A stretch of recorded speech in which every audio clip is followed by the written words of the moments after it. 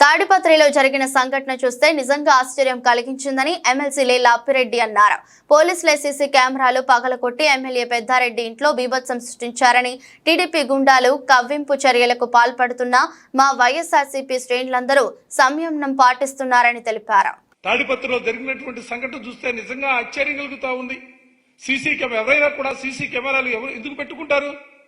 ఏదైనా అనుకోని సంఘటనలు జరిగినప్పుడు ఆ సంఘటనలకు సంబంధించినటువంటి సాక్ష్యాధారాల కోసం ఇళ్లలో సీసీ కెమెరాలు, రోడ్లపై సీసీ కెమెరాలు పెట్టుకుంటా ఉంటారు. అటువంటి సీసీ కెమెరాలు పెట్టుకున్నటువంటి ఎమ్మెల్యే పెద్దారెడ్డి గారి ఇంట్లో పోలీసులు ఏం చేశారో ఒక్కసారి ఈ వీడియో ద్వారా ప్రజానికానికి కూడా చూడమని కోరుతా ఉన్నా.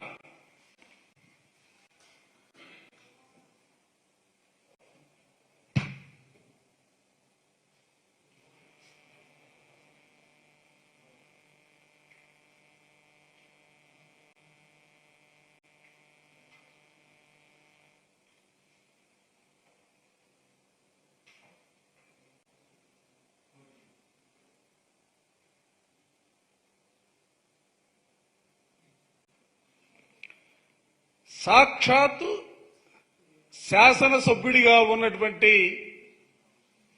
పెద్దారెడ్డి గారి ఇంట్లో ఉన్నటువంటి సీసీ కెమెరాలని పోలీసులు ఏ విధంగా వాటిని పగలగొడుతున్నటువంటి వైనం, తర్వాత దానికి సంబంధించి రికార్డ్ చేసే పరికరాలను పగలగొట్టి ఆ రికార్డులు కూడా ఎత్తుకెళ్లినటువంటి వైనం, అసలు ఏ దిశగా ఈ వ్యవస్థను తీసుకెళ్తున్నారని అడుగుతా ఉన్నా.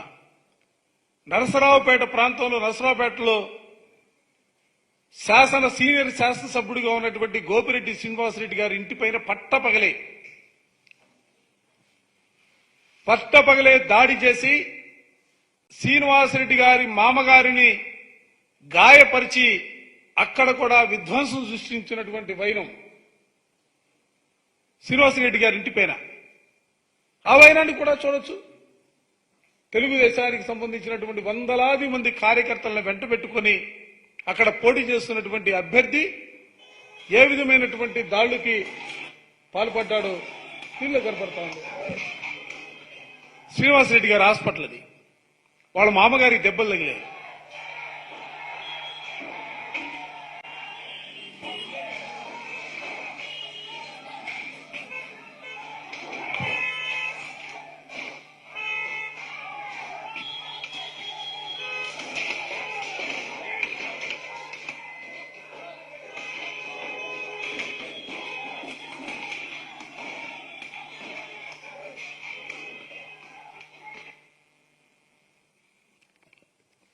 కేతిరెడ్డి పెద్దారెడ్డి గారింట్లో వేకువజామున కార్యక్రమం జరిగితే నరసరావుపేట ఎమ్మెల్యే శ్రీనివాసరెడ్డి గారి హాస్పిటల్ పైన, ఇంటిపైన పట్టపగలు జరిగినటువంటి దాడికి సంబంధించినటువంటి విజువల్స్ మీరు చూశారు. అసలు ఎటుపోతా ఉంది పోలీస్ వ్యవస్థ? ఎవరి ప్రయోజనాల కోసం మీరు పనిచేస్తున్నారో మీరు చదివినటువంటి చదువుకు సంబంధించి ఒక్కసారి ఆలోచించమని చెప్పిన ఈ సందర్భంగా కోరుతా ఉన్నా. తప్పుడు పనులు చేసి ఇవాళ ప్రజాస్వామ్య వ్యవస్థలో ఏ విధమైనటువంటి ఫలితాలు ఉంటాయో చూశారు. పల్నాడు ఎస్పీ సస్పెండ్ చేశారు, అనంతపురం ఎస్పీని సస్పెండ్ చేశారు, తిరుపతి ఎస్పీని ట్రాన్స్ఫర్ చేశారు.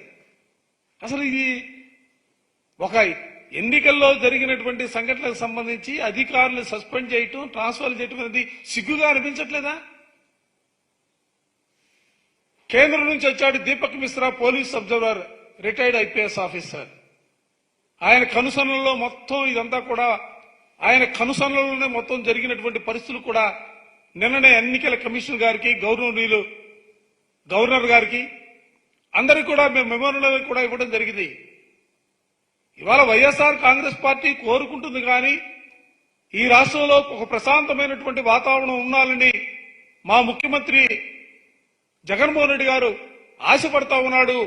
ఆ రీతిగానే ఇవాళ రాష్ట్రంలో ఉన్నటువంటి వైఎస్ఆర్ కాంగ్రెస్ పార్టీ శ్రేణులన్నీ కూడా తెలుగుదేశం వారు ఎంత కవ్వించినా, ఎంత దాడులకు పాల్పడినా కూడా మేమందరం కూడా సమయం పాటిస్తా ఉన్నాం.